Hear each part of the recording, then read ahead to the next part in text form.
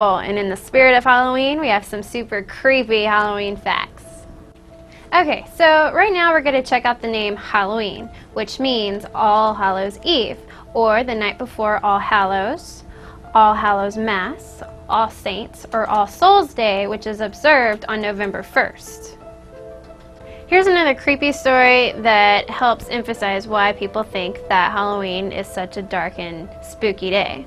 It was thought that on November 1st, the disembodied spirits from the people who had died the preceding year were looking for bodies to possess for the next year, almost being the only hope for the afterlife. The Celts believed that the laws of space and time didn't exist on this day, so this was the only time that the spirit world can intermingle with the living. Naturally, the living didn't want to be possessed, so the townspeople on October 31st put out all the fires in their homes, making it cold and undesirable. Then they would dress up in silly costumes and parade around obnoxiously throughout the towns, trying to scare away the evil spirits so they wouldn't get possessed. Another interesting fact having to do with Halloween is the custom of trick-or-treating. Now, this didn't originate from the Irish Celts like the other custom. Instead, it originated in the 9th century in Europe. Now, the Europeans actually called this souling. And what would happen was on November 2nd, early Christians would go from house to house asking for soul cake. Now, the soul cake was made out of these little bread squares with currants on them.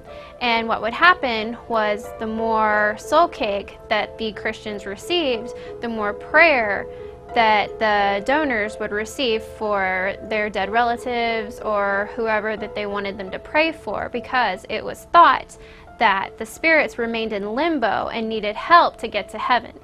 And this would happen through prayer. So, why is another reason why we wear Halloween costumes today? Well, in the old days, the evening of Halloween, people would leave food on their doorstep to give to the hungry spirits, and this would kind of prevent the spirits from entering their home. Then, festival goers were actually dressed up in ghost, witches, and ghoul costumes and dance around trying to scare away the spirits. And to this day, those are still some of our most popular costumes. Ever wonder why we carve faces into pumpkins? Well, the whole jack-o'-lantern custom probably started from this Irish folktale. And the folktale goes like this. There was a man named Jack, and he was a bit of a drunk and a trickster. Well, one night he actually tricked Satan into climbing up a tree. Then Jack actually carved a cross in the trunk of the tree, trapping Satan in it. So then Jack decided to make a deal with the devil. He agreed to help Satan come down from the tree if he promised not to tempt him anymore. So then, as the folklore continues, Jack eventually died. But he wasn't allowed access into heaven because of all of his evil ways. But he also wasn't allowed access into hell because of, obviously, he tricked Satan.